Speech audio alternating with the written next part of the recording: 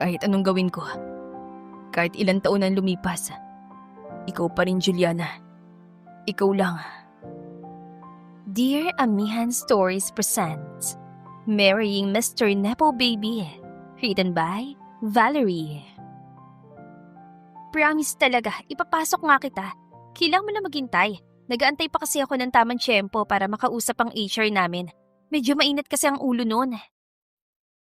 Nakatulala lang si Juliana habang hinahayaan ng kababata niyang si Salina sa pagputak. Umagang-umaga ay pinuntahan siya nito para makapag-usap sila tungkol sa bakanteng posisyon sa pinagtatrabahuhan nito at para rin makalibre ito ng kape. Pagka-graduate ni Juliana sa college mula sa kursong hotel management, ay naghanap agad siya ng trabaho pero hindi iyon ganong kadali. Wala siyang Latin honors at hindi gaanong kakilalang eskwelahang pinanggalingan niya. Mas mabuti sana kung ang state university na pinasukan niya ay UP, pero hindi. Hindi kaya ng utak niya ang pumasok doon. Hoy, ano ba yung mukha mo? Parang pinagsakluban ka ng langit at lupa. Saway ng kaibigan niya kaya napaayos siya sa pagkakaupo. May maliit na inggit siya naramdaman para kay Celine habang pinapanood itong maglagay ng makeup sa mukha. Wala ba talaga kahit sa housekeeping? Basta makapasok lang ako sa bachelor's hotel. Bes. Napabuntong hininga si Celine at kinuha ang mga kamay niya.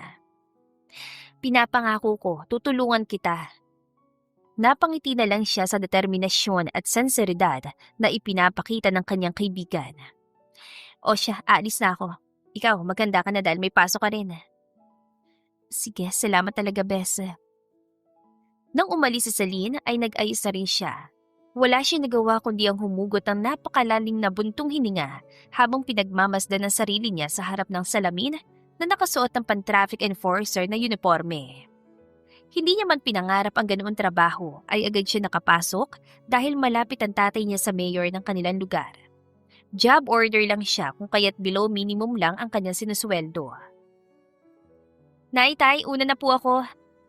Paalam niya sa mga ito bago lumabas ng bahay. Mataas na ang sikat ng araw at pawisan si Juliana habang nasa kalagitnaan ng trabaho. Maalinsangan ng paligid, dala na rin ang mabigat at trapiko. Nang gumabi, ilang minuto bagong out niya ay tinawag siya ng kanilang head at pinapapunta sa highway malapit sa isang eskwelahan. Traffic daw dyan. Hanapin mo kung ano yung pinagagalingan ng traffic at saka ka mag-out. Iyon ang utos ng kanyang head at paulit-ulit siya na pamura dahil sa problemang ibinigay na naman sa kanya ng mundo.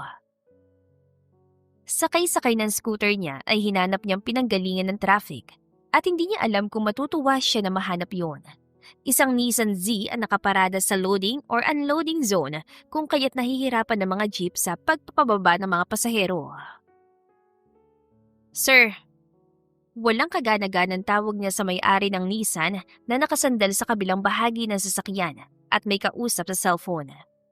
Sir! Mas nilakasan niya pa ang boses pero hindi pa rin siya nito narinig kung kaya't hindi siya nakapagtimpi at bumaba mula sa scooter. Sir!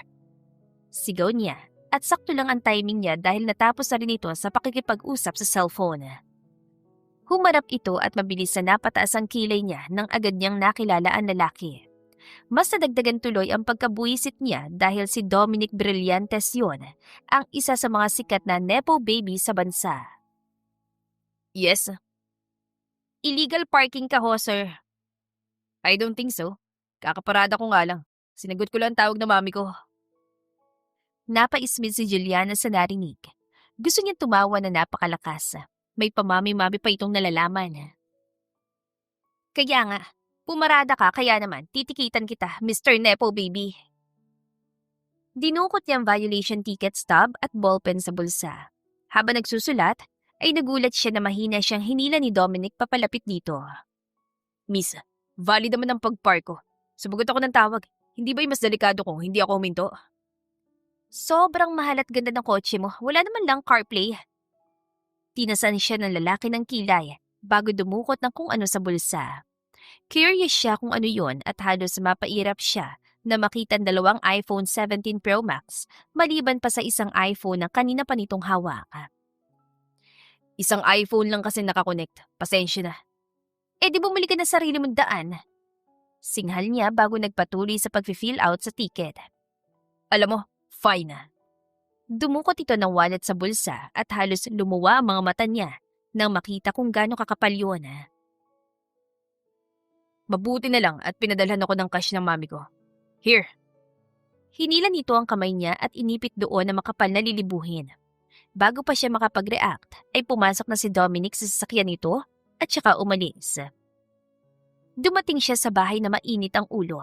Napansin agad iyon ng kanyang ina kung kaya't nilapitan siya nito upang usisain. Ay, wala na, bad trip lang dahil overtime. Beshi! Napairap siya na marinig ang nakabibingin sigaw ni Selena. Tumayo siya at lumabas at nakitang malayo pa ito sa bahay nila. Dadamihan ko ng niluluto ko. Sabihan mo siya dito na lang maghapunan. Narinig yan sabi ng kanyang ina bago ito nagtungo sa kusina. Bestie! Patalon-talon ito lumapit at niyakap siya. Nawalang inis niya dahil may kutob siyang maganda ang ibabalita ng kaibigan. Pasok ka na, Bes! Hala talaga. OMG, salamat, Bes! Niyakap niya ito pabalik at panaytili nilang dalawa. So bukas, dalhin mo yung mga requirements mo para sa final interview. Hala, may final interview pa? Siyempre naman gagano ka ba? Pasarap lang ang life. Pero huwag kang mag-alala, kinausap ko na si Miss Alcanzara. Napangiti si Juliana dahil sa wakas ay may magandang nangyari sa kanya sa araw na yon. Kinabukasan ay sinunod niya ang payo ng kanyang kaibigan. Nakilala niya si Miss Alcanzara na siyang head ng HR. Mabilis lang ang interview at sa bait ni Mrs. Alcanzara ay hindi siya lubos na kinabahan. Pwede ka na magsimula ngayon. Ngayon? Ngayon po? Yes, si Celine ay nasa labas at hinihintay ka. She will show you the ropes at nasa kanya na rin ang uniform mo. Maraming salamat po, ma'am. Tumayo siya at nakipagkamay kay Miss Alcanzara. Nang lumabas siya ay naroroon nga ang matalik niyang kaibigan. Mabilis niya itong niyakap at paulit-ulit na pinasalamatan. Alam mo, ilibre mo na lang ako kapag nakasahod ka. Saway nito nang hindi siya matigil sa pagpapasalamat. Ngayon, dadaling kita sa locker room. Magpapalit ka ng uniform mo. Sumunod si Juliana sa kaibigan at habang nakasunod, ay hindi pa rin siya makapaniwala na nakapasok na siya sa wakas sa Bachelor's Hotel. Ang pinakasikat na hotel sa buong Pilipinas. Halos 5 dekada na yun nakatayo at mga pinakamayaman lang ang nakakapag-check-in. Pagpasok nila sa locker room ay naabutan nila ang ibang mga housekeepers ng hotel. Sinubukan niyang batiin ang mga ito pero nilagpasan lang siya. Ganyan ba talaga rito? Masyadong formal? Huwag kang mag-alala, mas suplada ka sa mga yun. Dinala siya ni Celine sa isang locker na tila kagagawa lang. Nang binuksan ito yun, ay namangha siya na makitang uniform na sobrang linis at perpekto ang pagkakaplansya. Walang gusot ni katiting. Agad niyang kinuha yon at dumiretso sa banyo upang magpalit. Excited siya na makita ang sarili na suot ang uniform ng Bachelor's Hotel. Nang matapos siya sa pagbibihis, ay halos hindi niya matanggal ang kanyang mga mata sa salamin. Nakahinga na siya sa wakas dahil hindi na siya nagsusuot pa ng uniformeng pan-traffic enforcer. Dahil ngayon, magsusuot na siya ng itim na long-sleeve uniform na ang kuwelyo ay mandarin. Ang lining nito ay ginto at ganoon din na malalaking butones, pati na rin ang manggas. At higit sa lahat, ang malaking letra B sa kanyang dibdib na nakaukit at tila kulay ginto rin. Logo iyon ng hotel at hindi siya makapaniwala na suot-suot na niya yun ngayon. Ilang gabi niya yung hiniling at ngayon ay naroon na siya. Hoy, tigilan mo nga yan. Pansampung hawak mo na yan. Saway ni Celine sa kanya nang mahuli nito ang paghawak niya muli sa logo ng kanyang uniform. Ay, sorry. Sagot niya at inayos ang sarili. Tinuruan siya ni Celine ng kanyang mga gagawin at inilibot din siya nito sa loob ng hotel, maliban na lang sa pinakataas sa bahagi ng building. Mga napopromote lang ang pwedeng umakyat doon, sabi ni Celine. Nalaman niya na ang mga suites ay exclusive lang sa mga housekeeper na mataas ang posisyon o may pinatunayan na. Pwede na ba kitang iwan, Juliana? Oo, kaya ko na to. Hindi naging mahirap para kay Juliana ang kanyang trabaho. Hindi man siya katalinuhan, ngunit may ibubuga naman siya pagdating sa diskarte at pag-ayos. Kumusta ang trabaho, anak? Tanong ng kanyang ama habang naghahapunan sila. Mahigit 1 buwan na rin ang nakalilipas nang magsimula siya magtrabaho sa bachelor's. Masaya po, tay. Bakit? Mababait ba ang mga katrabaho mo? Napasimangot siya nang banggitin ng kanyang ama ang kanyang mga katrabaho. Mag-iisang buwan na siya sa hotel pero wala talaga siyang maaasahan sa kanyang mga katrabaho. Maliban kay Celine, wala na mabait doon, tay. Nakikipag-away ka ba sa mga katrabaho mo, anak? Kabago-bago mo laang doon. Sabi naman ng kanyang ina. Wag po kayo mag-alala, nay. Ngayon nasa bachelor's hotel na ako. Papatayin ko na po talagang pride ko. Hindi man mababait ang mga katrabaho ko, pero masaya ako dahil nag-e-enjoy ako. Mabuti naman, anak. Alam mong kaligayahan mo lang ang nais namin ng tatay mo. Habang nakatingin si Juliana sa mga magulang, ay naramdaman niya kung gaano siya kaswerte, lalo na't hindi niya tunay na ama't ina ang mga ito. Ang kanyang ina ay maaga namatay kaya inampun siya ng kanyang tiyahin na siya nakababatang kapatid ng tunay niyang ina. Wala siyang alam tungkol sa ama niya. Sinubukan niyang ipagtanong subalit wala siyang sagot na nakukuha. Nagpatuloy si Juliana sa kanyang trabaho. Sobrang metikulosa niya pagdating sa paglilinis, ngunit hindi mabagal. Iyon ang katangian niyang lubos sa pinupuri ng kanyang mga magulang at kaklase noon. Hindi mo naintindihan, kailangan ko yon. Napatalon si Juliana sa pagkagulat na makarinig ng sigaw mula sa labas. Sa kuryosidad niya ay sumilip siya at nakita ang isang businessman na may kausap sa cellphone. Mag-isa lang ako at wala na akong oras para bumalik pa ng airport. I have a meeting downstairs. Matigas ang boses ito at halatang naiirita sa kausap. Simple lang naman ang hinihingi ko, di ba? Hanapin mo laptop ko sa airport. Nagmura pa ang lalaki matapos itong patayan ng tawag ang kausap kaya napangiwi siya. Napalunok siya na makita itong problemado. Hindi maintindihan ni Juliana pero kusa na lang siyang dinala ng kanyang mga paa sa harap ng guest. Sir, good morning. Hindi ko po sinasadya marinig ang usapan ninyo. Mukha na iwan niyo po ang laptop ninyo sa airport at kung ayos lang sa inyo ay ako nang kukuha. Mahinahon sabi niya rito. Kinabahan pa siya nung una dahil sa mukha ng lalaki na seryoso at parang galit. Pero na marinig niya ang mga salita nito ay napangiti siya. Hindi ba makakasagabal sa trabaho mo? Hindi po. Maaga ko naman natapos sa mga assignments ko at malaki naman ang bakante. O siya, kunin mo na. MacBook Pro yun na 14 inches. Here's my ID. Kung kailangan nilang i-check ang CCTV para malaman sa akin talaga yon, show them my ID. Hintay na lang kita mamaya sa lobby. Agad siya nitong tinalikuran. Imbes na mainis, ay napangiti pa siya bago kumaripas ang takbo para lumabas ng building. Nakaramdam siya ng thrill dahil sa pagkakaroon ng twist sa araw niyang yun. Masaya siya sa kanyang trabaho, pero para sa kanya ay mas nakakatuwa kapag may challenge. Parang pinagpala siya dahil hindi matraffic at agad-agad din niya nakuha ang laptop mula sa management ng airport. 2 oras lang ang kanyang itinagal at nakabalik siya agad sa hotel kung saan naroroon ang may-ari ng laptop na prenteng nakaupo sa couch. Nang makita siya nito, ay agad itong tumayo para salubungin siya. I applaud your diligence. Mukhang tama nga sila. Ang Bachelor's Hotel ang may pinakamagandang service sa lahat. I appreciate your work, Miss Juliana. Nakangiting basa nito sa name tag niya. Thank you, Mr. Zamora. Matapos niyang iabot ang laptop sa may-ari, ay nagkamayan sila. Bibigyan dapat sana siya nito ng pabuya pero hindi niya tinanggap. Umalis din si Mr. Zamora dahil may meeting pa ito. Si Juliana naman ay nagbihis na at agandang umuwi.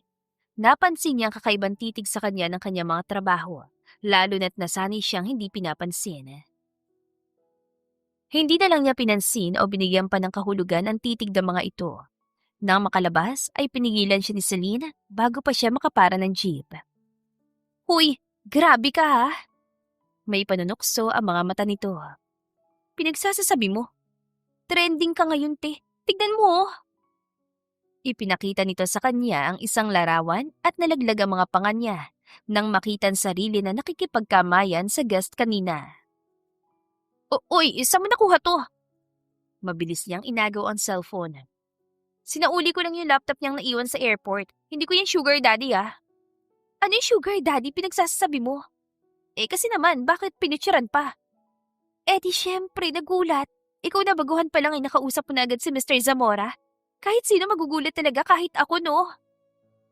Naguguluhan siya sa mga sinasabi ng kanyang kaibigan. Nang makita nito ang nagtatakang ekspresyon niya ay napairap ito. Huwag mo sabihin na hindi mo kilala si Mr. Zamora. Dahan-dahan siyang umiling. Si Mr. Zamora ang COO ng Bachelor's Hotel. Natulala siya. Inisip niya kung anong klaseng impresyon ang kanyang naibigay sa COO. Pero tama naman ang ginawa ko, hindi ba? Tanong niya sa kaibigan habang nanatili ang tingin sa kawalan. Agad siyang binigyan ng marahang tapik ni Salina.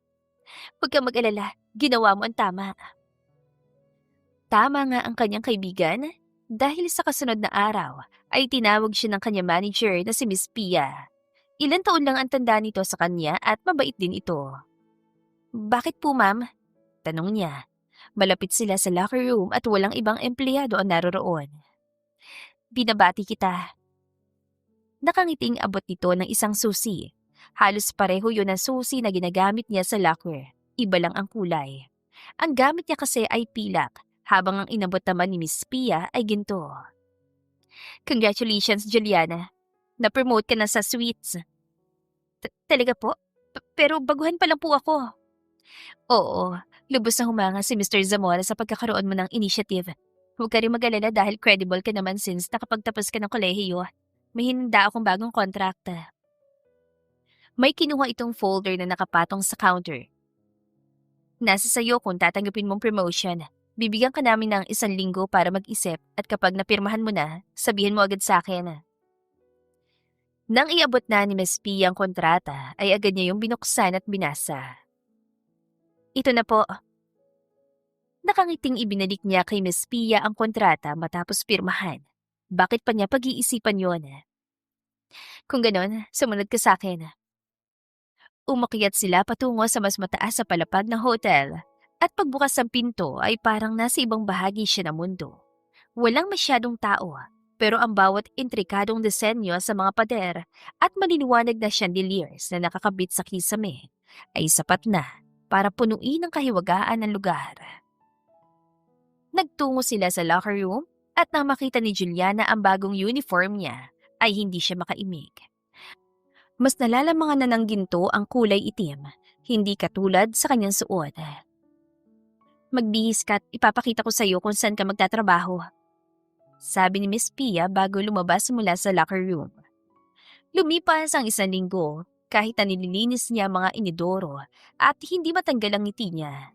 Ang trabaho sa floor na yun ay mas mahirap dahil mas malalaki ang mga kwarto at napakaraming gamit na babasagin. Pero maliban doon ay masaya siya, lalo na't mababait ang kanyang mga katrabaho. Juliana, sa suite 25 ka. May mag-o-occupy na guest. Utos sa manager nila na si Miss De Silva. Tumango siya at agad na sumakay ng elevator. Hindi niya may kakaila na kinakabahan siya lalo na't nasa last room siya ina-assign. Ang number 25 kasi ang pinakamahal lalo na't iyon lang ang may exclusive na swimming pool at mas pressure kapag importante ang guest. Pumasok siya sa loob at hinintay ang pagdating ng guest. Nang marinig niyang hudyat mula sa kanyang earpiece ay maayos siya napatayo. Pagbukas ng pinto ay dahan-dahan siyang yumuko upang batiin ang kanilang VIP guest. Good morning, sir. Welcome to Bachelor's Hotel. Naputol ang pagbati niya na makilala ang guest. Ikaw? Nakataas ang kilay nito habang tinitigan siya mula ulo hanggang paa na puno ng panunuya. Imbes na mainis, ay nagpanggap na lang siya na hindi ito kilala. Thank you so much for choosing us. We're looking forward to giving you the best service. Talaga ba? Ngayon mo ako tikitan. Mayabang na nakapamulisay itong humakbang papalapit sa kanya. Grabe ang pagtitig nito sa kanyang mga mata, pero hindi siya tumiklop. Nilabanan niya ang mga titig nito. Ang tensyong namumuo sa pagitan nilang dalawa ay naudlot dahil sa pagdating ng mga bellhops. Lumabas na siya bago pa makahirit ang lalaki. Umiinit ang dibdib niya sa inis nang bumalik siya sa locker room. Hinihiling na lang niya na sana ay hindi na muling magtagpo ang kanilang landas. Ngunit parang malabo yun, lalo na nang tawagin siya muli ng kanilang manager. Kailangan ni Mr. Brillantes ng assistance mo, Juliana. Natapon daw ang wine sa carpet at kailangang linisan.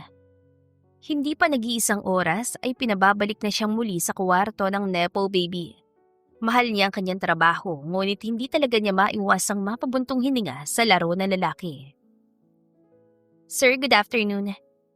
Bati niya sa lalaki bago ito nilampasan habang hila-hila ang mga gamit niya panlinis. Pilit siyang umiti kahit na gusto niyang mapamura nang makita niyang kalat sa carpet na halatang sinadya. Parang ibang tao ka. Nang traffic enforcer ka, sobrang tapang mo. Pero ngayon, parang tuta ka. Halos dumugo ang labi ni Juliana sa pagpipigil. Masyado niyang mahal ang kanyang trabaho para patulan ng isang Nepo baby. I can't believe na nakahanap ka agad ng trabaho. Sabihin mo nga, kung gaano ka kabilis makapaghanap ng trabaho, sa tingin mo, ganun din ba kabilis para tanggalin ka? Napanunok siya at natigilan. Parang sinaniban siya ng takot sa maaaring gawin ng lalaki. Tapos sa po, sir. Tell us if you need anything else. Ginawaran niya ito ng plastic ng ngiti bago nilampasan. Bago makalabas ng suite ay nakarinig siya ng pagkabasag. Napapikit siya at mahinang napamura. Halatang gusto ng lalaki na makapaghiganti sa kanya. Oops, nabasag. Parinig na lalaki. Tiyak niyang namumula na siya ngayon sa galit. Unti-unti niya itong nilingon at kahit mabigat man sa kanyang loob, ay malapad niyang nginitian ng lalaki.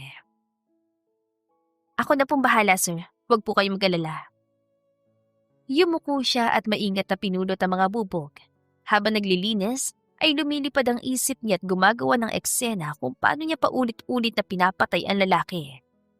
Naputol ang kanyang pagmumuni-muni nang makaramdam siya ng hapdi sa dulo ng kanyang daliri. Nakita niya na nasugatan siya ngunit hindi niya ininda ang sakit at nagpatuloy sa paglilinis. Ramdam niya ang mabibigat na mga titig ni Dominic sa kanya habang winawadis niya ang mga natirang bubog sa sahig. Is there anything else, sir? Tanong niya, umangat ang sulok ng labi niya. Puno ng pangungutya ang mga mata nito habang nakatitig sa kanya. No, wala na. Thank you so much, Miss Juliana. Nanindig ang mga balahibo niya sa katawan nang basahin nito ang kanyang pangalan mula sa name tag. Para ngayon lang pumangit ang kanyang pangalan na si Dominic na ang bumigkas. 3 araw ang lumipas ay parang sa suwit ni Dominic umiikot ang mundo ni Juliana. Ilang sugat na sa kanyang palad ang kanyang natamo mula sa pinapagawa ng lalaki sa kanya. Hoy, ano nangyari sa'yo? Kanina ka pang walang imik dyan. Pukaw ni Celine sa atensyon niya. Nasa isang restaurant sila ngayon dahil nangako siya na ililibre niya ito. Dapat nga masaya ka. Grabe ka talaga, besh. Hindi ko inaakala na mapopromote ka agad ng ganong kabilis. Yung mga kasamahan mo sa deluxe room sa tiyak kong inggit na inggit sa'yo ngayon. Hindi kaya ni Juliana na maging masaya kahit anong papuri ni Celine sa kanya.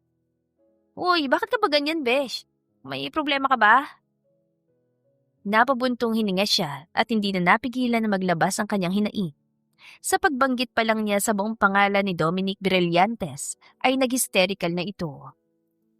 Ang sikat na Nepo baby ngayon? Oo. Nagkita na pala kayo noon, bakit ngayon mo lang sinabi sa akin? Kasi nga nabuisit ako. So heto nga. Ipinaliwanag ni Julian ang kanyang kasalukuyang sitwasyon sa kaibigan. Bawat pangungusap ay may mura dahil hindi niya maiwasan. Nanggagalaiti siya sa tuwing naaalala niya ang lalaki. Tignan mo na pala ako. Ipinakita niya mga palad na halos natatakpan na ng band-aid. Napakawalang hiya niya talaga. Ang petty niya. Sa simpleng enkwentro lang namin nung nag-illegal parking siya, nagtanim pa talaga siya ng hinanakit.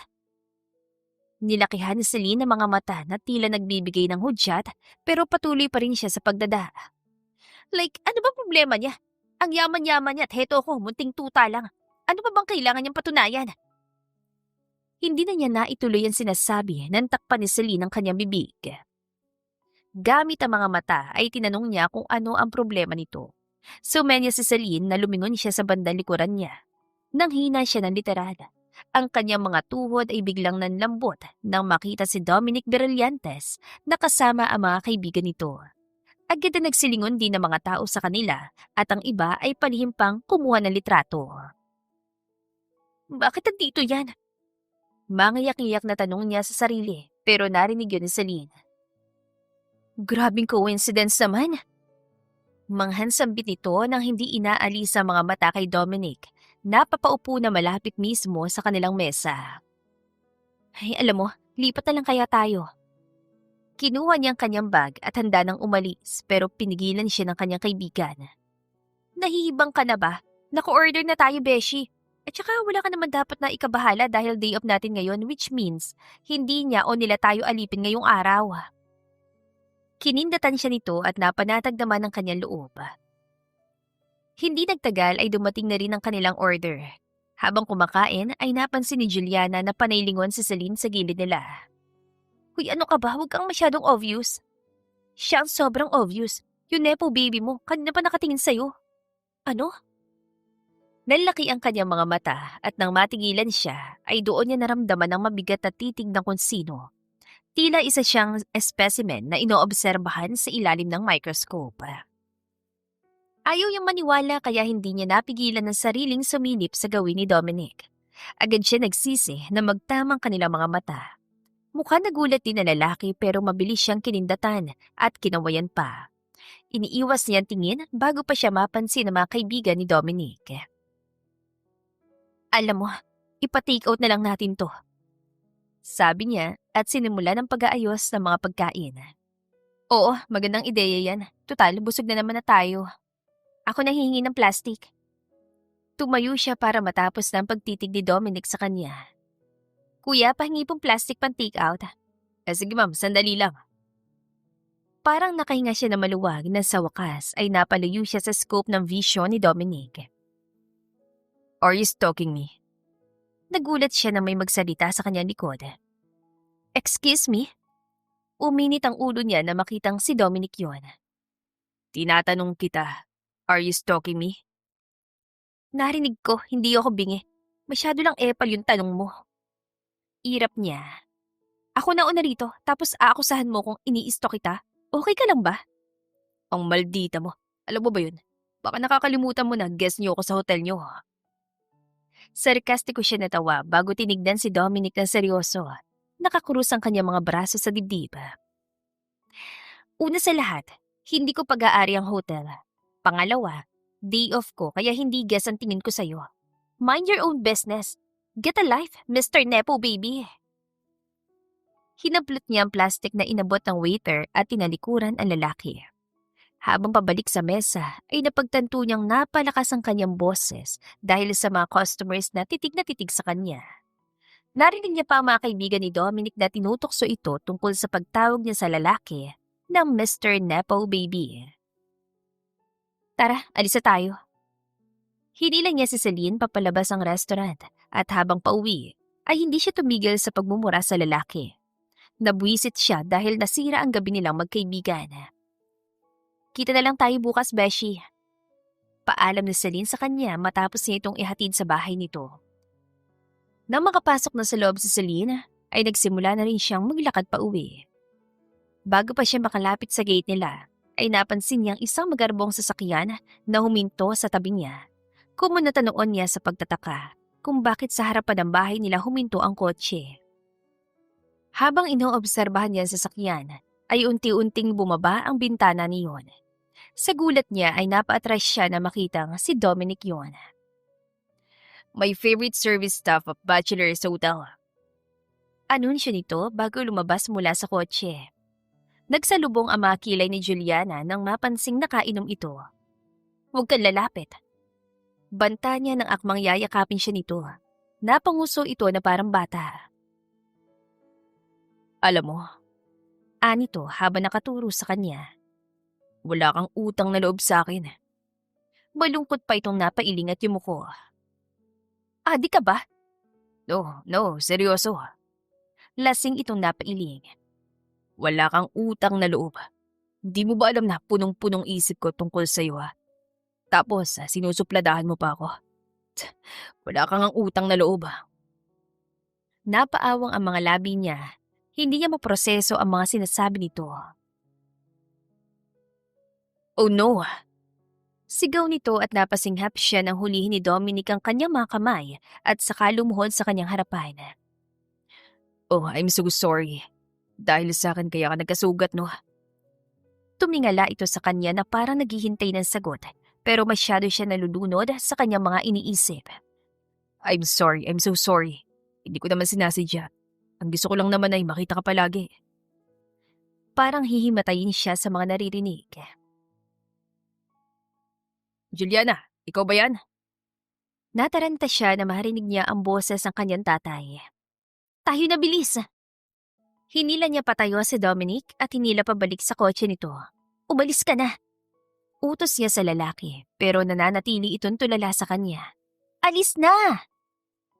Nagpapasalamat siya na hindi yun nakita ng kanyang ama dahil agad na ring umalis si Dominic. Pinagdasal niya na sana iligtas itong makarating sa hotel. Sino yun? Wala po. Kasamahan ko lang sa trabaho. Nagmano siya sa kanyang tatay bago pumasok sa bahay. Nang gabing yon ay ginambala si Juliana ng mga salita ni Dominic.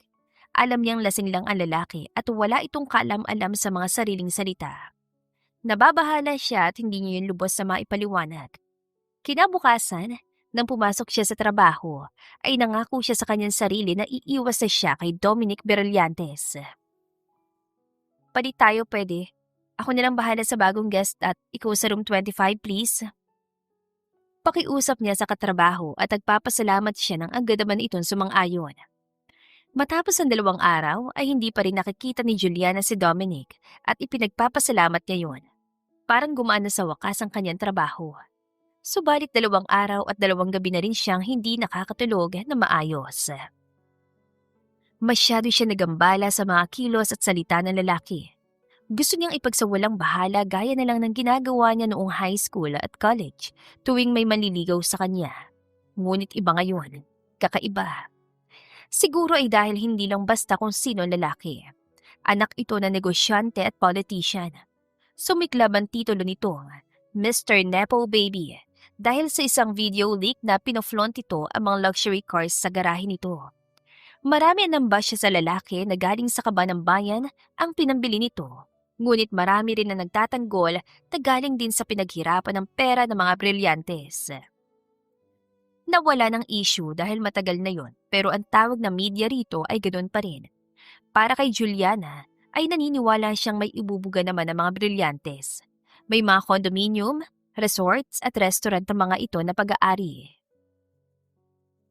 Juliana! Tawag ng isang kasamahan niya. Saglit siya napatigil sa pag-aayos ng suite lounge para harapin ito. Bakit? Hinahanap ka sa room 25. Natigilan siya. Free trial lang pala 2 araw at hinahanap na naman siya nito. Bakit daw? Ewan, nire-request ang presensya mo.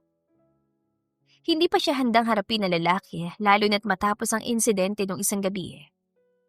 Kung puntahan mo na lang kaya Juliana, VVIP pa naman natin yun. Nakaramdam siya ng konsensya sa pakiusap na yun ng kasamahan niya. Sabihin mo na lang na hindi maayos ang kalagayan ko. Umarte siyang masakit ang tiyan at namimilipit sa sakit habang unti-unti nang lumalayo. Nakahinga siya ng maluwag dahil sa wakas ay nagawa niyang tumakas. Pagdating ng hapon, kakatapos niya lang sa paglilinis ng kwarto, nang paglabas niya ay hindi niya inaasahan kung sino naghihintay sa kanya. Akala ko ba hindi maayos ang pakiramdam mo? Tinaasan siya ng kilay ni Dominic. Nanghuhusga mga mata nito habang nakatitig sa kanya. Hindi nga. Umubo siya sa harap ng lalaki. Nagbabaka sakaling makumbinsi ito pero nagkamali siya. Ipinatawag kita kanina dahil gusto kong pag-usapan ang nangyari nung isang gabi. Humigpit ang pagkakahawak niya sa vacuum cleaner. Hindi pa siya handa para sa ganoong paghaharap. Nais ko nang sabihin na hindi ko alam ang mga sinabi ko at kung ano man ang mga yon, hindi yun totoo. Ni isa sa mga salita ay walang katotohanan. Parang nabunutan ng tinik si Juliana. At the same time, hindi niya maintindihan na makaramdam siya ng tila puwang sa loob niya. Well, good afternoon. Sabay sila napalingon ni Dominic sa pinanggalingan ng boses.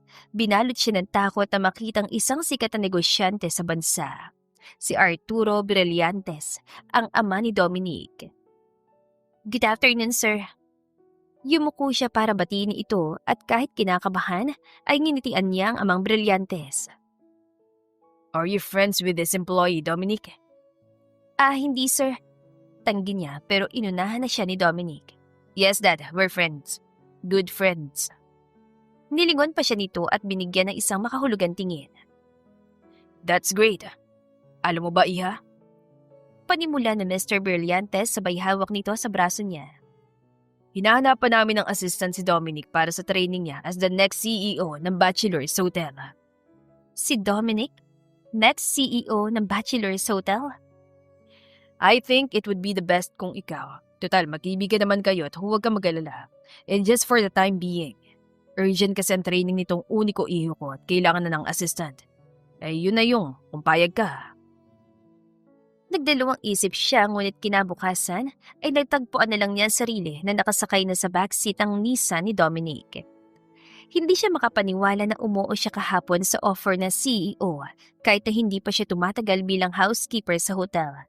Ngayon ay papunta na sila sa Surigao para sa bagong hotel na kakabukas lang at si Dominic ang naatasan na mag-inspect noon. Nang makarating sila roon ay sinalubong sila ng head manager na hotel kasamang ibang empleyado.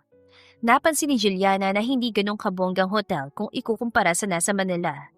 Since beach resort din, villas ang ino-offer na management instead of rooms. Good morning, Sir Dominic. Maayos po ba ang biyahe niyo? Maayos naman. Salamat, Marvin.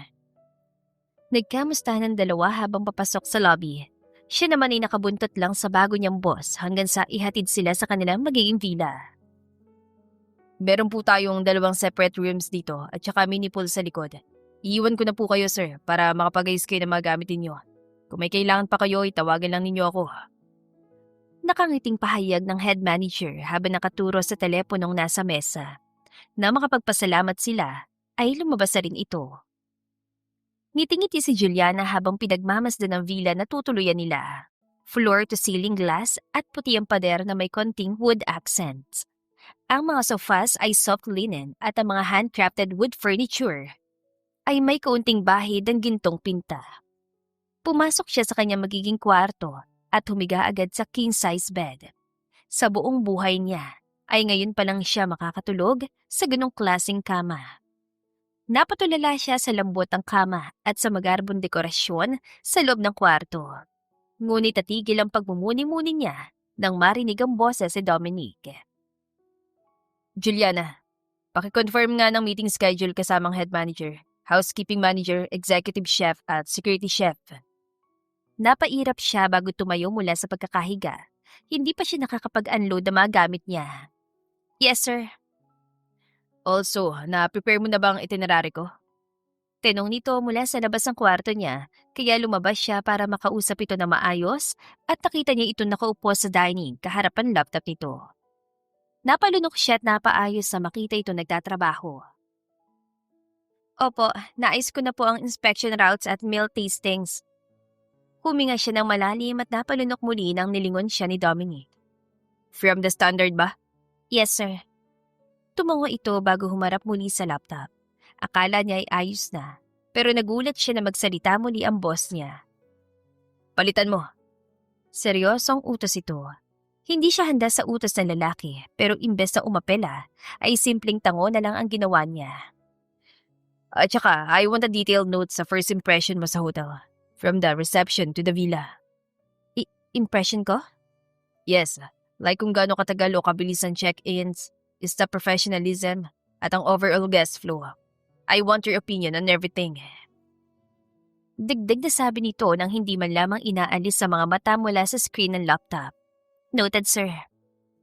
Sinulyapan niya ang ginagawa nito at nakita niya na nire-review nito ang layout ng property, staff structure at ang previous inspection notes. Hindi niya inaakala na may ganoon side pala si Dominic. Buong akala niya ay isang spoiled brat lang ito na umaasa sa mayamang magulang pero nagkamali siya. Mula sa meetings hanggang sa inspection ay sobrang professional na lalaki. Parang naging ibang tao ito. Alam nitong ginagawa at napaka-metikuloso rin pagdating sa mga bagay-bagay, lalong-lalo na kapag tungkol sa hotel. May mga panahon na napapatulala na lang siya habang nagsasalita ang lalaki. Ang bawat inis at galit na nararamdaman niya noon ay nawala. Hindi lamang dahil naging boss na niya ito, kundi dahil unti-unti na siya nakakaramdam ng paghanga para dito. Kinabukasan ay maaga silang gumising dahil kinakailangan makapaganda ni Dominic para sa meeting kasama mga investors para sa mga infrastructures na ipapatayo sa resort. Ang meeting ay magsisimula ng alas 9 pero alas 7 pa lang ay nakabantay na silang dalawa ni Dominic sa reception. Hindi nagtagal ay nagsidatingan na rin ang mga investors, pati na rin ang daddy ni Dominic. Kasama si Juliana sa pakikipagkamay at pagbati sa kasosyo ng mga brilyante sa negosyo. Hindi na ako magtatanong kung kumusta kayo kahapon. Malaki ang confidence ko sa iyo, anak. At pati na rin sa iyo, Miss Malayang. Maraming salamat po, sir. Malapad ang ngiting tugon niya. By the way, gusto kong makilala mo si Joseph, pamangkin ko. Lumapit sa kanyang isang binata at malugod niyang tinanggap ang pakikipagkamay nito. Halatang bata pa ito. Nasa 19 o 20 siguro. Sasamahan ako ni Dominic sa loob ng conference room. Pwede ka maghintay na lang dito sa labasan. Joseph will keep you company. Tumango siya sa sinabi ni Mr. Brillantes pero ang kanyang mga mata ay gumagala para hanapin si Dominic. At nakita niya itong nakikipag-usap sa isang negosyante habang papasok ng conference room. Nang sila na lamang ni Joseph ang naiwan sa reception ay awkward siya napaupo. Napataas ang kilay niya nang tumayo lang si Joseph sa harap niya nang nakapumulsa. Hindi ko pa nakikita ang kabuuan na resort. Okay lang ba kung itour mo ko? Nanlambot ang ekspresyon niya sa magalang na pakiusap nito. Sure. Nakangiting tugon niya. Ipinakita niya mga napuntahan at na-inspeksyon na nila kahapon. Gaya na lang ng entertainment hall kung saan pwedeng mag-billiards, karaoke o maglaro ng board game sa mga guest. Malapad yun at may mga kwarto rin para sa KTV. Duman din sila sa pool hanggang sa napadpad sila sa beach kung saan pwedeng mag-campfire kapag gabi. At habang nagpapaliwanag siya tungkol sa resort, ay nagsalita si Joseph. He likes you. Ha? Hindi niya gaanong narinig ang sinabi nito dahil sa hangin mula sa dagat. He likes you. Ni Mr. Brillantes? Hindi naman. Convenient lang para sa kanya kaya ako napili niyang maging secretary pansamantala ni Dominic. No, I mean si Dominic. Gusto ka niya. Si Dominic? Nako, guni-guni mo lang yan. Kakakilala mo nga lang sa akin eh. Oo no, kilala na kita. Ganon din ni Tito Arturo. Banggit ito sa pangalan ng Daddy Dominic. What do you mean? Seryoso ang mukha na mas nilapitan niya pa ito at bago pa niya marinig ang sasabihin ni Joseph, ay naramdaman na lang niya ang biglang paghablot ng kung sino sa braso niya. Hoy, inaano kita?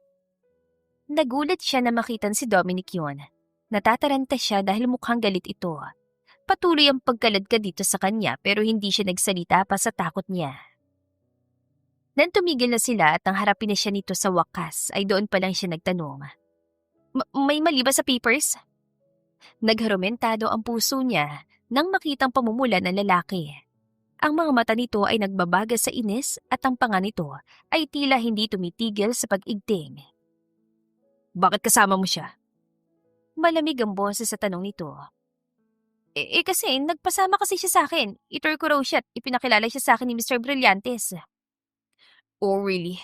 Kakakilala mo palang pero ganyan ka na agad makadikit sa kanya? Ano bang ibig mo sabihin? Kung hindi ako dumating, baka naghalikan na kayo. Halik? Seryoso ka? Hindi pwedeng gusto ko lang marinig. Gustong marinig? Nang ganong kalapit? Parang sasabog na mukha nito sa sobrang pula. Anong ganong kalapit? Sa perspective, Huwag mong isisi sa perspective ko dahil alam ko na nakita ko. ano naman sa'yo? Kasi gusto kita. Mula sa sigawan nilang dalawa, ay biglang tumahimik ang mundo sa tatlong simpleng salita ng lalaki. Nagkatitigan silang dalawa sa sobrang gulat. Siya na nagulat sa narinig at si Dominic na nagulat din sa binitiwang salita. Matagal silang nagtitigan. na parang walang saysay para sa kanila ang ibang bagay maliban na lang sa mata ng isa't isa. Hindi maputol ang pagtititigan nilang dalawa. Maliban na lang nang biglang bumaba ang mga mata ng lalaki sa mga labi niya at ganoon din ang kanyang ginawa. Automatiko napaawang ang kanyang bibig na mapansin niya ang mapula at makurban labi ni Dominic. Tila may kung anong kuryente ang bumalot sa katawan niya. Sa mga oras na yon, alam niyang halik na ang kasunod niyon. Ngunit bigla nilang napaatras si Dominic. Mukha itong naguguluhan at bago pa niya maibuk ang bibig para kausapin ito, ay umalis na ito. Buong umagang yon ay yun lang ang tumatakbo sa isip niya. Hindi niya mapagtuunan na maayos ang kanyang trabaho.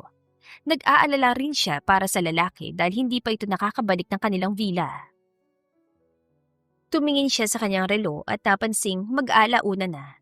Tumayo siya at napagdesisyon ng hanapin ng boss upang mapagandaan ito ng pananghalian. Sa kanyang paglalakad malapit sa restaurant, ay nakita niya itong nakahalok-kip-kip habang kausap ang pinsan nitong si Joseph. Tatawagin na niya sana ito subalit natigilan siya nang marinig ang pag-uusap ng dalawa. Ako? Seryoso ka ba dyan, Joseph? Ba't naman ako nagkakagusto kay Juliana? Narinig niyan sabi ni Dominic, bahagya siya nagtago sa may gilid ng isang building para hindi siya makita. Maganda naman siya. Parang modelo nga eh. At saka huwag mo na nga i-deny. Narinig ko mula kay Tito Arturo na gusto mo raw siya. Dad likes to assume things. Alam niya kasing hindi pa ako nagkaka-girlfriend at nahuli niya kami noong nakaraan ni Juliana na nagtatalo. Pero totoo nga, hindi mo siya gusto. Mukhang selos-selos ka kanina eh. Ako, magsiselos. Hindi ko nga siya gusto. Ba't naman ako magkakagusto sa isang katulad niya? Heck, have you seen her portfolio? At alam mo ba, bago yun pumasok sa hotel, isang traffic enforcer yan. Kaya sabihin mo Joseph, why would they settle for a girl like that? Napatras si Juliana at napahawak sa kanyang dibdib. Wala sa sariling tumakbo siya sa dalampasigan habang nag-uunahan na sa pagtulo ang kanyang mga luha. Nang makarating siya sa pinakadulo ng resort, ay nakaramdam siya ng pagod. Napaupo siya sa buhangin sa ilalim ng puno at doon na siya napahagulgol na mag-isa. Mag-iisang oras na lumipas ay naroroon pa rin siya. Yakap-yakap ang mga binti habang tinatanaw sa hindi kalayuan ang mga turistang naliligo. Turist? Napalingon siya na makarinig ng boses. Umiling siya sa matandang lalaki bago ibinalik muli ang mga mata sa dagat. Nakakapagod ang mundo Sambit ito bago umupo sa tabi niya. Hindi niya ito pinansin pero umusog siya para makasilong na maayos sa matanda. Nakita kitang umiiyak kanina. Maraming bagay ang pumasok sa isip ko. Mga tanong ko, bakit ka umiiyak? Ano naman pong pake niya sa pag-iyak ko? Suplado niyang tugon at malakas na napahalakhak ang matanda. Wala lang. Kibit balikat ito. Iniisip ko lang kung gaano katuso ang mundo para saktan ng isang anghel na gaya mo. Not that you care, pero pamilyar ka sa akin. Parang may kamukha ka. Sino? Asawa mo? Pabalang niyang sagot. Alam na niya ang mga ganoon teknik ng mga lalaki. Hindi, wala akong asawa. You look like the love that I once lost. Nang makarinig ng salitang love ay napaiyak siyang muli. Nataranta ang matanda at mukhang hindi alam ang gagawin. Bakit kasi ganun ng mga lalaki? Sasabihin nilang gusto nila kami tapos sa isang iglap, mag-iiba naman ang isip nila. Hindi ba nila naiisip na may nararamdaman din kami? Hindi ba nila napapansin na unti-unti nahuhulog din kami tapos i-deny nila lahat-lahat? Nag-aalangan man ang matanda ay hinimas ito ang likod niya para siya'y patahanin. Yun bang ginawa niya sa'yo? Ayos lang sanang i-deny niya na hindi niya ako gusto. Pero ang insultuhin ako. Pinagtawanan pang pinanggalingan ko na masyado akong mababa para sa kanya. Sumingot siya at naramdaman niya na kahit papano ay gumaan ang kanyang pakiramdam. Ang sama niya naman. Talaga. Nepo baby kasi siya kaya hindi niya alam ang nararamdaman ng mga taong galing sa hirap. Kung nanggaling lang din ako sa mayamang pamilya, natitiyak ko mas mataas pa narating ko kaysa sa kanya. Masyadong arugante. Wala pa naman napapatunayan. Hindi na malaya ni Juliana na ilang oras siya roon. Nagpaalam na siya sa matanda dahil kinakailangan na niyang bumalik sa villa. Kahit papano ay gumaan ang pakiramdam niya. Ngayon naman ay paulit-ulit niyang pinapaalala sa sarili na magkunwaring walang alam sa harap ni Dominic. Juliana! Mabilis siya nilapitan nito nang pumasok siya sa villa. Magulo ang buhok nito at mukhang problemado. Saan ka ba nagpupunta? Diyan lang, sa tabi-tabi. Tipid na sagot niya bago ito nilampasan at binalikan na naiwan trabaho kanina. I was worried sick. Kanina pa kitang hinahanap. Nakakain ka na ba? Bahagya siya natigilan. Nalipasan na siya ng gutom dahil sa narinig niya kanina. Hindi, mag-snacks na lang ako mamaya. No, mag-late lunch tayo. Hindi pa naman din ako kumakain. Sabay na tayo. Hindi na ako magla-lunch. Matigas sa sabi niya nang hindi nililingon na lalaki. Umupo siya sa harap ng laptop. Paulit-ulit pa siyang pinilit ni Dominic pero nagkunwari siyang bingi hanggang sa napikon ito at iniwasan siya mag-isa sa villa. Hanggang gabi ay hindi na sila gaano nagpapansinan, maliban na lang kung tungkol sa trabaho. Kinabukasan, habang papauwi, ay ganoon din. Wala nang narinig si Juliana mula sa lalaki at mas nabalot ang inis ang puso niya sa inaasta nito. Uuwi na ako, sir. Paalam niya na matapos na lang ayusin ang mga dokumento pagdarating nila sa main hotel. Simpleng tangulang ang tinugon ng lalaki sa kanya kaya agad na rin siyang umalis. Kahit na naiinis siya sa lalaki, ay may parte pa rin sa kanya na umaasang susuyuin siya nito o magtatanong man lang kung bakit gano'n ang inaasta niya, pero wala. Pag-uwi ay nagtaka siya nang may nakaparadang SUV sa harap ng bahay nila. Buong akala niya ay sa kapitbahay yun. Ngunit pagpasok niya ay may hindi inaasahan tao na naghihintay sa kanya. Nay, Tay? Tawag niya sa mga magulang nang hindi inaalis sa mga mata sa lalaki. Sino po siya? Nakalimutan mo na agad ako. Biro nito at saka tumayo mula sa pagkakaupo sa sofa. Inistok mo ba ako? Ako sa niya na ikinangiti lang na lalaki. Juliana. Tawag ng nanay niya at napatingin naman siya rito. Alam ko, noon pa man, marami ka ng katanungan tungkol sa ama mo at wala akong maibigay na impormasyon sa iyo. Hindi dahil ayaw ko siyang ikwento, kundi dahil wala akong alam. Maraming bagay ang inilihim ng mama mo mula sa pamilya natin. Napalunok siya at ang kanyang puso ay unti-unting bumibilis ang pagpintig. Alam niya kung saan patungo ang kanilang usapan. Kaya kahit hindi pa tapos ang kanyang nanay sa pagsasalita, ay nagsipatak na ang kanyang mga luha. Siya si Morgan Sevilla, Juliana. Ang iyong ama. Naestatwa siya sa kanyang kinatatayuan. Hindi man niya kilala ang totoong ama noon. Kailanman ay hindi siya nagtanim ng sama ng loob. At ngayon ay kaharap na niya ito ngayon. Ito ang lalaking kausap niya kahapon sa Surigao. Bakit hindi mo sinabi kahapon? Kailangan kong manigurado na anak ka nga ni Jillian. Nagpaimbestiga ako. At ngayon nasa harap na kita. Maari ba kitang mayakap? Anak? Paulit-ulit na tumango siya sa request ng ama, ngunit hindi niya magawang igalaw ang kanyang mga binti. Hanggang sa ang ito na lang ang kusang lumapit para yakapin siya. I'm sorry. Hindi ko alam. Hagulgol din ng kanyang ama at paulit-ulit na humingi ng tawad. Hindi ko alam na nagbunga ang pagmamahala namin noon ng nanay mo.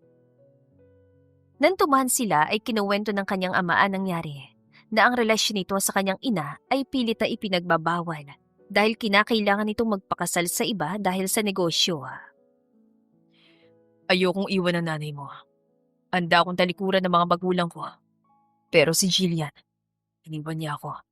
Mas pinili niya sundin kung anong makabubuti sa akin kesa sa kaligayahan ko. Nasaktan ako at hindi ko matanggap na kaya niyang talikuran ako kaya hindi ko siya hinanap. Nagpakasal ba kayo sa ipinagkasundo sa inyo ng mga magulang niyo?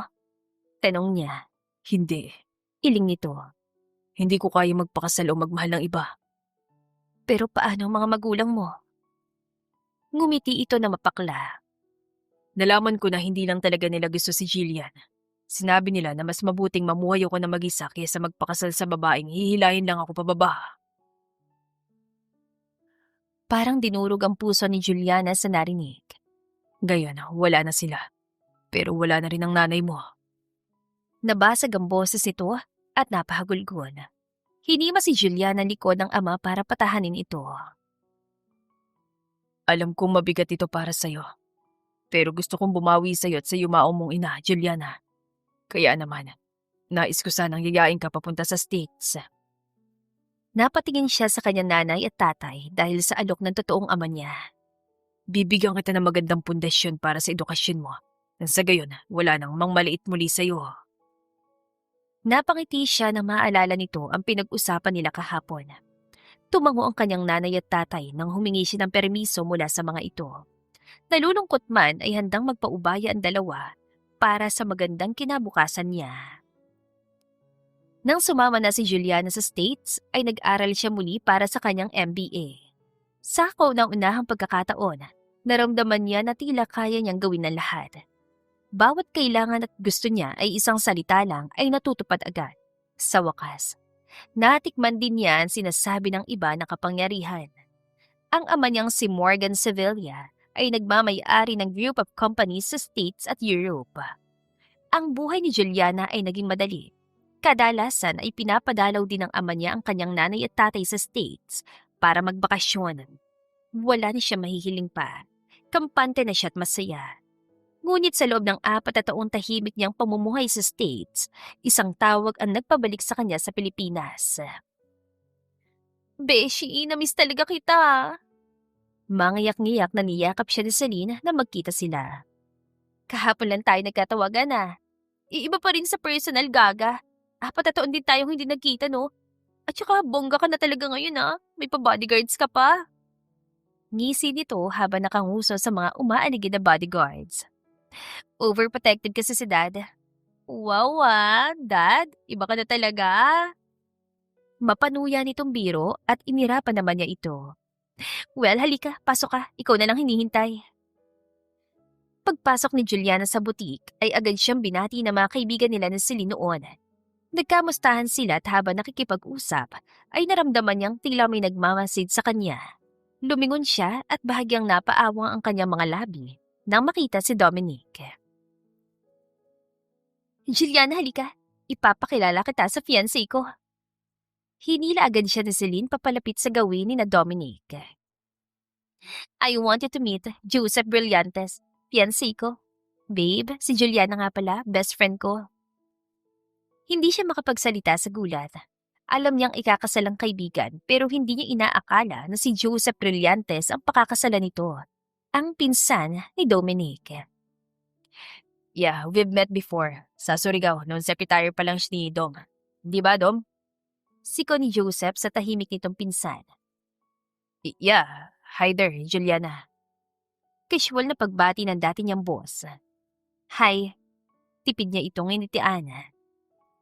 Well, iba si Juliana na meet mo noon sa Juliana ngayon. Kasi nakilala mo noon ay si Juliana Malayang. But now, she's Juliana Sevilla, the current CEO of Civil Enterprise. Sabi ni Celine at pinanlakihan naman niya ito ng mata para matahimik ito. Sa meeting ay pinasukwatan sila ng gown at nagbigay rin ng mga paalala ang wedding organizers. Nang matapos ang meeting at nang makaalis si Dominic, ay hinila agad niya si Celine sa isang sulok para kausapin. Bakit hindi mo sinabi na nandito si Dominic? At si Joseph ang pakakasalan mo? Surprise nga, di ba? At saka bakit ka ba ganyan? Alam kong ayaw mo kay Dominic pero akala ko okay na kayo noon.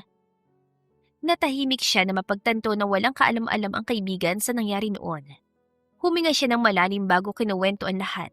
Mula sa gabi ng sundan siya na lalaki pa uwi, hanggang sa pag-amin nito sa kanya na gusto siya nito. Hindi niya binanggitan na narinig niya ang paglait noon ni Dominic sa kanya. Pero it's in the past now. Nagulat lang ako. Well, mauna na ako and don't worry sa bachelorette party at bridal shower mo. Ako na bahala. Paalam niya. 3 araw bago ang kasal ni Celine at Joseph ay mayroong rehearsal. 8:00 raw ng umaga simula. 7:30 na dumating si Juliana sa venue at wala pang tao doon, maliban kay Dominic. Natigilan siya at balak sanang bumalik sa loob ng sasakyan, pero nakita na siya nito. Good morning. Bati niya at tipid niya itong tinanguan bago umupo sa bench. Good morning. Napalunok siya na marinig ang malambing na boses ito. Ramdam na ramdam niya agad ang awkwardness sa pagitan nila. Binuksan niya ang phone niya at inabalan sarili sa pagpindot ng kung ano-ano.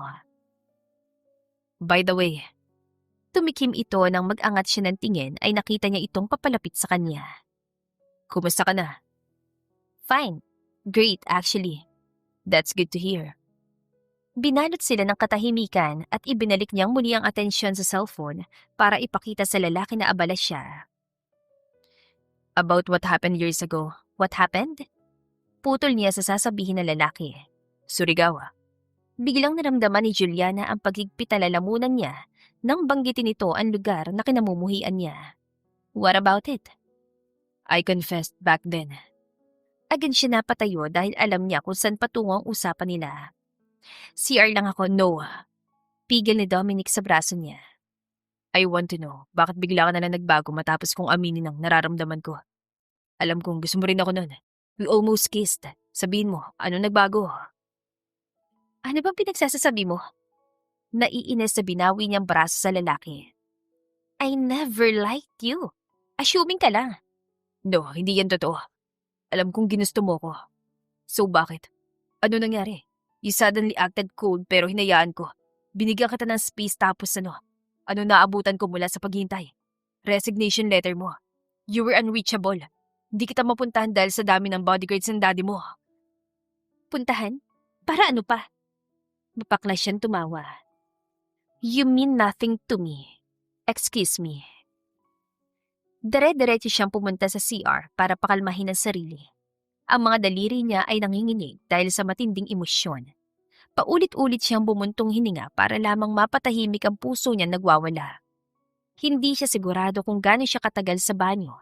Basta paglabas niya ay naroroon ang lahat at nag-aayos na para sa rehearsal. Nang magsimula ng rehearsal ay sumunod sa paglalakad si Juliana sa mga bridesmaid at aksidente siya napatingin sa gawin ni Dominic. Nagkatitigan silang dalawa at tila bumagal ang takbo ng mundo nang makita niya ang pangungulila sa mga mata nito. Nang mag-practice ang bride at groom ng sasabihin, ay nasa gilid lang siya at nakatayo habang nanonood. Hindi niya maintindihan ang tila puwersa na humihila sa mga mata niya patungo kay Dominic na ngayon ay nakatitig din sa kanya. Joseph Brillantes, do you take Celine Cruz to be your wife? To love and cherish her as long as you both shall live? Narinig niyang tanong ng officiant kay Joseph habang nakatitig siya kay Dominic. I do. Sagot ni Joseph at tahimik na bigkas din ni Dominic na hindi inaalis sa mga mata sa kanya. Sa mga oras na yon, ay hindi niya maiiwas ang tingin sa lalaki kahit anong pilit niya. Pinipiga ang kanyang puso at ang kanyang utak ay gulong-gulo dahil sa nararamdaman niya. Bagay na ilang taon na niyang pilit na ibinabaon. Pagkatapos ng rehearsal ay hindi na nagpaalam pa si Juliana. Agad niyang pinaharurot ang sasakyan niya paalis ng venue. Huwag, tumigil ka. Saway niya sa puso niyang hindi matigil sa paghuramentado. Hindi niya inaakala na makikita silang muli ni Dominic at mas lalong hindi niya inaasahang babalik muli ang kung anong nararamdaman niya para rito. Kaya naman sa gabi ng bachelorette party ni Celine, ay plano niya manghila ng kung sinong lalaki at nang maalis niya sa isipan si Dominic. Hoy, naparami ka na! Saway sa kanya ng kaibigan. Sabay hila nito sa baso niya bago niya pa matungga. Sa sobrang pagkalasing ay hindi na niya magawang manlaban. Pero nang marinig niya ang pag-iba ng tugtugin ay parang baliw siyang dumiretso sa dance floor at nakasayaw. Hindi na niya alam ang nangyayari sa paligid niya maliban na lang sa natutuwa siya. Habang sumasayaw ay nakaramdam siya ng mga braso sa bewang niyang unti-unting pumupulupot. Hindi siya pumalag at hinayaan na lang. Sa pagharap niya ay napangisi siya na makakita ng isang guwapong lalaki na tila may lahing Koreano. Makikita rin sa mukha ng lalaki na lasing na rin ito. New here? Tanong nito sa kanya pero imbes na sagutin ay sinampay niya mga braso sa balikat ng lalaki. Let's dance! Tuwan-tuwan tili niya saka nakasabay sa malakas sa tugtugin. Hindi tumagal ay unti-unting bumagal ang musika kaya bagyaring tumigil sa pagsasayaw. Plano niya sanang bumalik na kina Celine pero hinila siya ng kasayaw niya. Napangisi siya at sinabayan ng mga galaw nito. Boyfriend?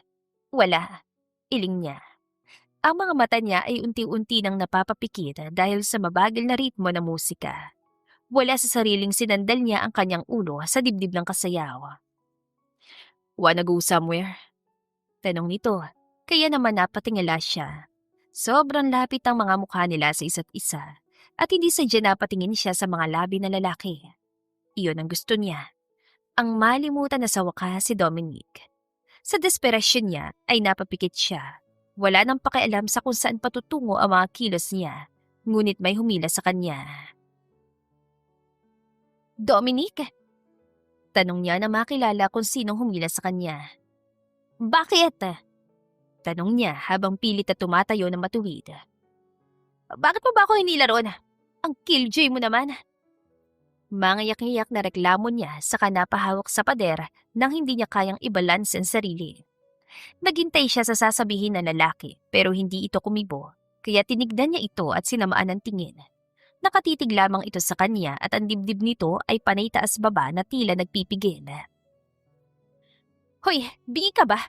Tinatanong ka nga eh. Hoy, ano na? Alam mo, panira ka talaga. Gusto na nga sana kitang kalimutan panandalian tapos seto ka na naman. Kahit pagewang-gewang sa paglalakad, ay nagpumilit siya para lang abutin si Dominic at suntukin. Alam mo ba kung gaano mo ako sinaktan? Kung paano ko naghihirap na patunayan ng sarili ko? Kahit na nasa akin ang lahat, na nasa stage ako, iniisip ko pa rin kung sapat na ba? Kung sapat na ba ako para maipagmalaki mo? Sinabi mo na sa akin nun eh, na mahal mo ko. Pero napakaduwag mo. Malakas sa sigaw niya sabay hampas muli kay Dominic. Kung mahal mo ko, bakit hindi mo ko matanggap? Bakit mo ko kinakahiya? Sabi mo mahal mo ko pero hindi ko makita. Umiiyak niyan sabi at paulit-ulit ang napailing. Hinayaan mo akong mahulog at saka mo ko iniwan sa ere. Ngayon nasa akin ang lahat. Mas mayaman pa nga ako kaysa sa buong angkan niyo eh. Parang baliw siyang tumatawa habang umiiyak. Sabihin mo, mahal mo na ba ako? Handa mo na ba akong ipagmalaki?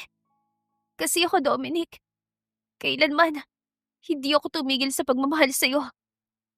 Kahit maubos pa yung yaman niyo, parang tanga pa rin ako nagmamahal sa'yo. Naiintindihan mo ba? Singhal niya bago siya naubusan ng lakas. Mabuti na lang at agad siya nasalo nito. Paggising niya kinabukasan, nagulat siya na mapagtantong nasa loob na siya ng kwarto niya. Sinubukan niyang tumayo pero nahirapan siya dahil sa bigat at sakit ng ulo niya. Pero kahit na ganoon, ay nagpumilit siya lumabas mula sa kanyang kwarto. Mula sa taas ay narinig niya malakas sa tawa ng daddy niya na parang may kausap ito. Bumaba siya ng hagdan at nalaglag ang panga niya nang makitang kanyang ama at si Dominic na nag-uusap. Here she is. Good morning. Tumayo ang daddy niya para bigyan siya ng halik sa noo. Good morning din, Dad. Anong ginagawa niya rito? At paano ako nakauwi? Hinatid ba ako ni Celine because I can't remember anything? Hawak-hawak ang sentido niyang aniya habang nakapikit.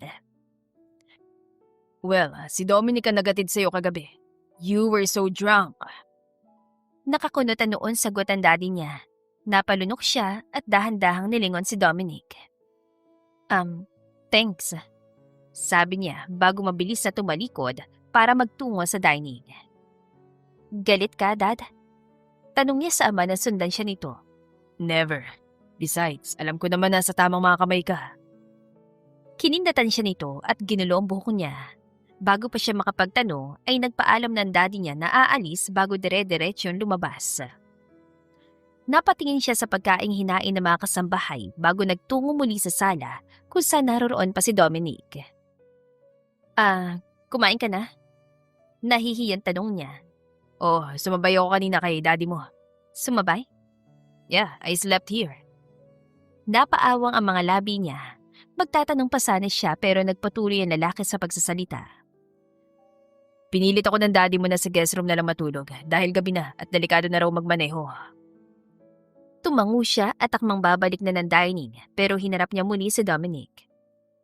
May kailangan ka pa ba? Tumayo ang lalaki at tumango. Oo, gusto sana kita makausap pero mag-breakfast ka na muna. Hintay na lang kita rito. Tuliro si Juliana na bumalik ng dining. Wala siya sa sarili habang kumakain. Lumilipad ang utak niya sa mga bagay na posibleng pag-usapan nila.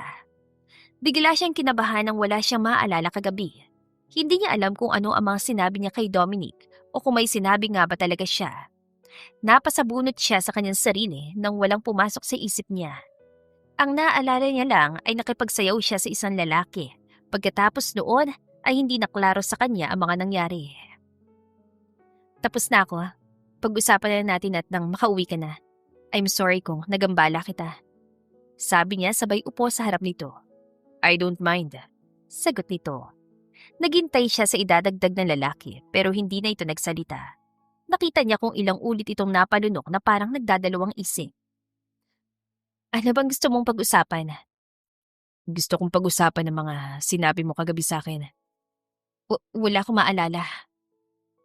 Alam ko, kaya uulitin ko mga sinabi mo. Sabi mo na ikinakahiya kita, na hindi kita kayang ipagmalaki. At na mahal mo pa ako.